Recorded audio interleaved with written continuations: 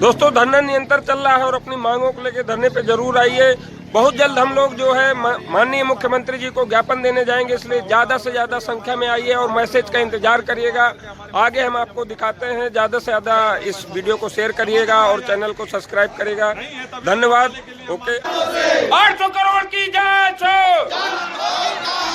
800 करोड़ की जांच हो, हमारी मांगे पूरी हो। इंकलाब, इंकलाब, इंकलाब, 800 करोड़ की जांच हो,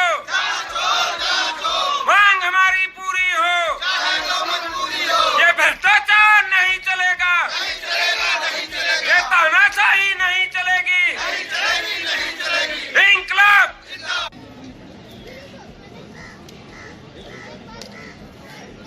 साथी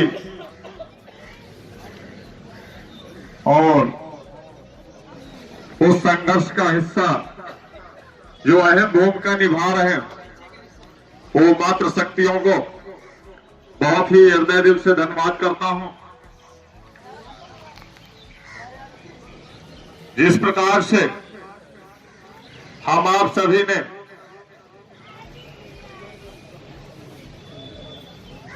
निरंतर 18 दिसंबर से संघर्ष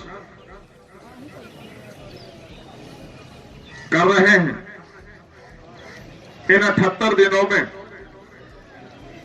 बहुत सी वो तमाम परिस्थितियां उत्पन्न हुई, तोड़ा गया, मरोड़ा गया, गिराया गया, तरह तरह के साम दाम दंड भेद जितना हो सका किया, लेकिन जो स्थितियां होती हैं, सफलता के जो करीब लास्ट सीढ़ी होती है, मणिहर गए हैं आप लोग? कभी नहीं गए? कभी जाइएगा तो पता चलेगा कितनी सीढ़ियां चढ़नी है। अगर बीच में ही अगर छोड़ दिया तो आपको माता रानी के दर्शन नहीं हो पाएंगे वहां। इसलिए जो आप लोगों का संघर्ष जारी है, वो इन 78 दिनों में जितनी भी हम लोगों के सामने समस्याएं, चाहे वो भीषण ठंड रही हो, चाहे उस ठंड के दौरान भारी वर्षा रही हो, भारी वर्षा के उपरांत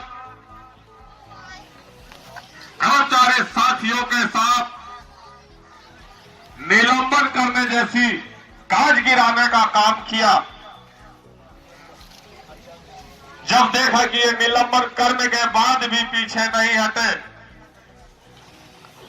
तो उठाकर थाने में ही बंद करवा दिया और झूठे मुकदमे भी दर्ज करवा दिए गए।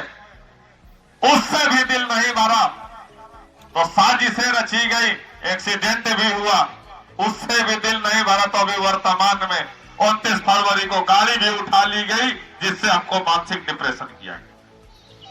लेकिन यह संघर्ष का मतलब वो तमाम परिस्थितियां आप सभी लोगों के बीच आई, और इन संघर्षों से और इन परिस्थितियों से डरकर यदि पीछे हट जाया जाए तो महानता नहीं बुज़दिली होगी। इसलिए जितनी भी परिस्थितियां आनी थी वो आ गई। अब हमारे दिन अच्छे आने वाले हैं। अच्छे दिन आएंगे और नहीं आएंगे तो लाए जाएंगे। जिस प्रकार से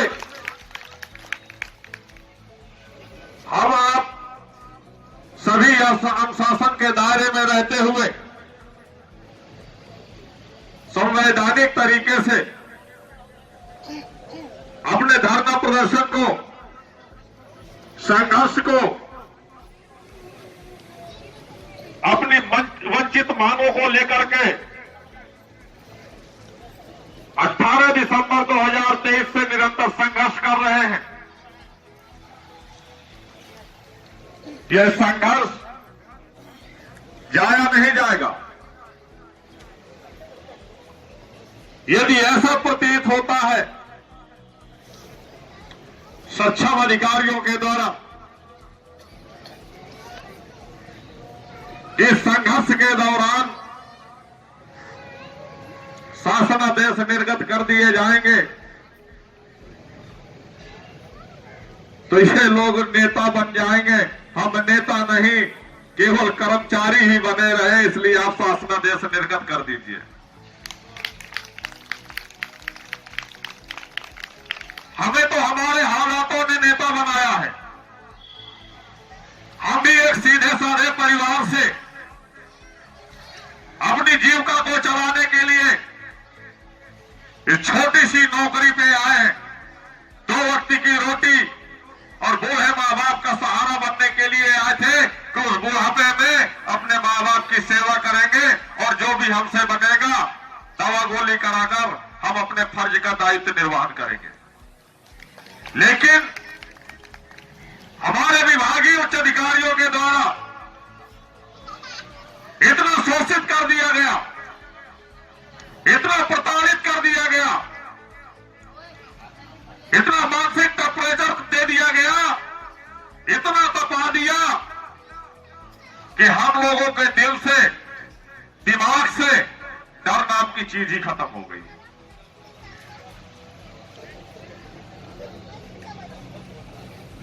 हम तो अब उस स्थिति में उतर चुके हैं, करो या मरो। हम पीछे हटने वाले नहीं हैं।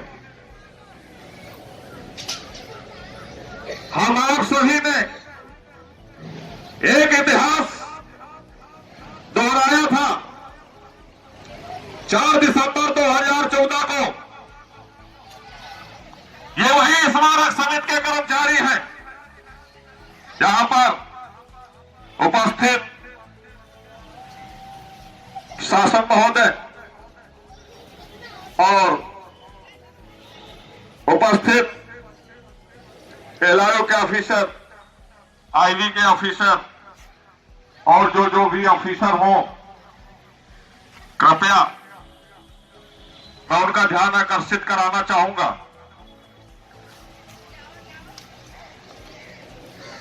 ये वही स्मारक समिति के कर्मचारी हैं जो 4 दिसंबर 2014 सन 1947 के बाद लखनऊ का जो 1090 चौराहा है, कभी किसी ने जाम नहीं किया। अगर जाम किया है तो स्मारक समिति के कर्मचारियों ने ही जाम किया था।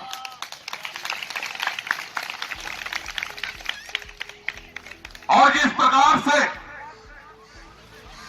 हमारे साथी हम सभी धैर्यपूर्वक निरंतर अनुशासन के दायरे में रहते हुए आज 78 दिन बैठे हुए हैं, तो इसका मतलब ये नहीं कि हम इतिहास को दोहराना नहीं जानते।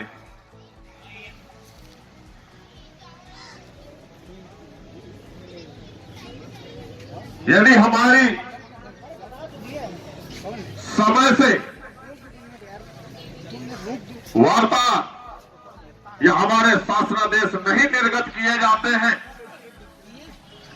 तो जो पत्र जारी किया गया है 4 मार्च के बाद कभी भी किसी भी दिन किसी भी समय माननीय मुख्यमंत्री महोदय जी के आवास के लिए हम आप सभी याचना करने के लिए, निवेदन करने के लिए, अपना ज्ञापन मांग पत्र सौंपने के लिए, अपना दर्द, अपनी पीड़ा को, व्यथा को बताने के लिए माननीय मुख्यमंत्री महोदय जी के आवास के लिए हम कूच कर जाएंगे। यह भी मत सोचे कि धरना स्थल पर होने से कर्मचारी है, मैं पुनः याद दिलाना चाहता हूं कि स्मारक समिति में 800 कर्मचारियों की नियुक्तियां हुई हैं। 800 कर्मचारियों में अन्य मुख्यमंत्री महोदय जी के आवास से चारों ओर हमारे स्मारक समिति के कर्मचारी तैनात हैं। जिस दिन मैसेज को सर्कुलेट कर दिया जाएगा तो वो हमारे साथी, हमारी वो मातृ शक्तियां उस समय स्थान पर पहुंचेंगे और जब पहुंचेंगे तो लखनऊ की जनमानस को तमाम वो परिस्थितियों का सामना करना पड़ेगा जिसकी आप कल्पना नहीं किए होंगे। इसलिए विशेष ध्यान देने योग्य बात है क्योंकि धैर्य का जो बांध है, सब्र का बांध टूट रहा है और जिस प्रकार से आज 4 मार्च हो रही है, मात्र आज से 10-12 दिन बचे हुए हैं हम आप लोगों के बीच। उसके बाद आचार संहिता लागू हो जाएगी तो हम किसी भी प्रकार की भ्रांतियों पर ध्यान न रखते हुए माननीय मुख्यमंत्री महोदय जी के आवास के लिए चलेंगे।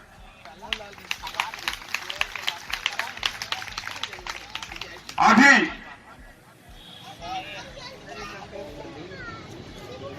हमारे कुछ साथियों को बुलाया गया था कि इतने बड़े अधिकारी से मिलने के लिए समय लगेगा। 29 फरवरी से हमें तो वहां बुलाते 29 फरवरी को ही 7 बजे उठा रहे थे कि चलिए हम आपकी वार्ता कराने के लिए ले चल रहे हैं। आज 4 मार्च हो गया, अभी तक समय ही नहीं मिला वार्ता करने के लिए। आज फिर बुलाया गया तो यही बताया गया कि 7 तारीख तक हो सकता है कि आप लोगों की मुलाकात हो जाए। तो मैं आपको स्पष्ट कर दूं कि हम इन भ्रांतियों में न रहते हुए इस तरह शांति से बैठे नहीं रहेंगे। अगर वार्ता करानी है तो आज करा दीजिए, नहीं तो फिर कल करवा दीजिए, नहीं उसके उपरांत हम अपनी डेट सुनिश्चित कर लेंगे।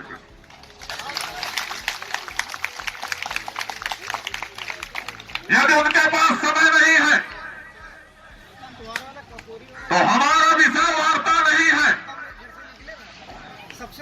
हमारा विषय है हमारे शासनादेश। यदि तत्काल प्रभाव से हमारे शासनादेश नहीं निर्गत कर सकते हैं तो उन स्थितियों में जो भी इन 12 मांगों में, पहली बात तो हमारी इन 12 मांगों में कोई भी मांग नाजायज नहीं है, सारी की सारी मांगे जायज है। ये सारी की सारी मांगे हम स्मारक समिति के साथियों को देनी चाहिए जिससे हम अपने परिवार की जीविकाओं को सुचारू पूर्वक संचालन कर सकें और अपने पारिवारिक दायित्वों का भी निर्वहन कर सकें। लेकिन अगर सारी मांगे भी नहीं पूरी कर सकते हैं, जितनी भी मांगे पूरी कर सकते हैं तत्काल प्रभाव से, उतनी मांगों के शासनादेश निर्गत कर दिए जाए और जो मांगे तत्काल नहीं निर्गत की जा सकती है उनमें आपको जो भी समय 2 दिन, 10 दिन, 20 दिन, 1 महीने का समय चाहिए वो लिखित रूप से, मौखिक नहीं, लिखित रूप से हमको एक प्रमाण पत्र के रूप में कागज दे दिया आदेश दे दिया जाए, हम धरने को समाप्त कर देंगे।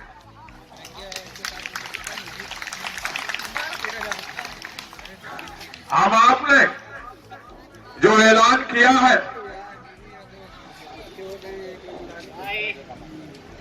जो बिगुल फूका है, वो कहीं ना कहीं तमाम उन परिस्थितियों का सामना करना पड़ सकता है। इसलिए हमारी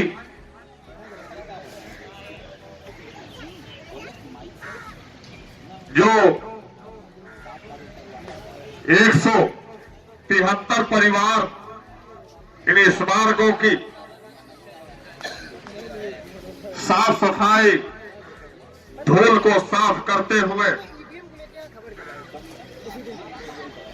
असमय आकस्मिक निधन हुआ है, उनके परिवार में जब तक किसी एक सदस्य को सेवा नहीं दे दिया जाता है, इस शासनादेश के बगैर तो कोई मांग मानी ही नहीं जाएगी।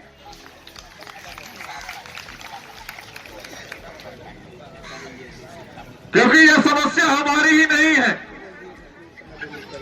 हम सबकी है।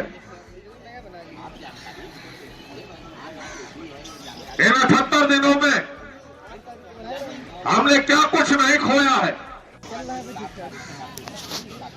सब कुछ खोया है। इसी धरना पर उपस्थित वो 7 कर्मचारी साथियों को खोया है, जो यहीं पर बैठ करके धरना प्रदर्शन में संघर्ष करते हुए आवाज दो हम एक का नारा लगाते रहे। तो हम ऐसे अपने साथियों के जो आकस्मिक मृत्यु नहीं हुई है, उनकी हत्याएं की गई है। हत्या कैसे की गई है?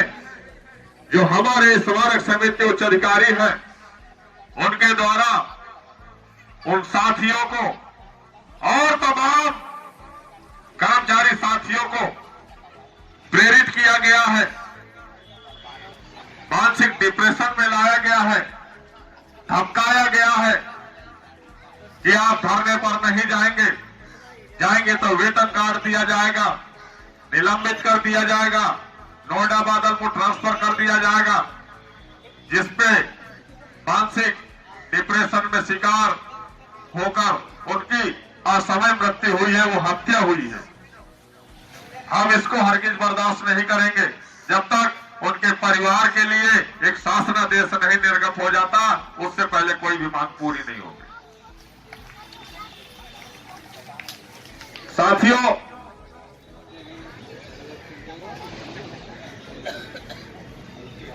एक बात कहना चाहूंगा आप लोगों से,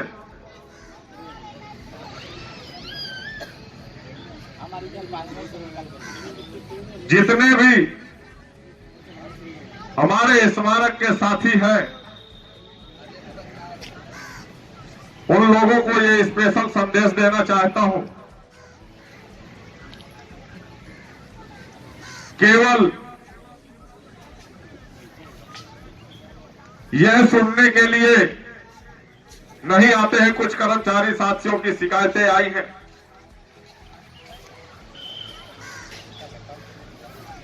कि रोज जाते तो हैं, दीवारों के अंदर हमारी आवाज केवल गूंजती है, आवाज वहां तक पहुंचती नहीं है, क्योंकि धरना स्थल का ही नाम इको गार्डन है। इको का मतलब ही क्या होता है? इको का मतलब होता है कि एक ही आवाज कई बार निकले। इको चल रहा है, आप सुन पा रहे होंगे। तो ये धरना स्थल पर हमारी आवाज इन 4 दीवारियों के बीच में, बंद दरवाजे के पीछे सिर्फ आवाज को गूंजती है हमारी शासन तक। माननीय मुख्यमंत्री महोदय जी तक आवाज नहीं पहुंचती है, तो हम उस आवाज को ऐसी इको आवाज बनाएंगे, ऐसी इको आवाज बनाएंगे, माननीय मुख्यमंत्री महोदय जी के आवास पर पहुंच करके पूरे उत्तर प्रदेश में इको की तरह गूंजेगी आवाज।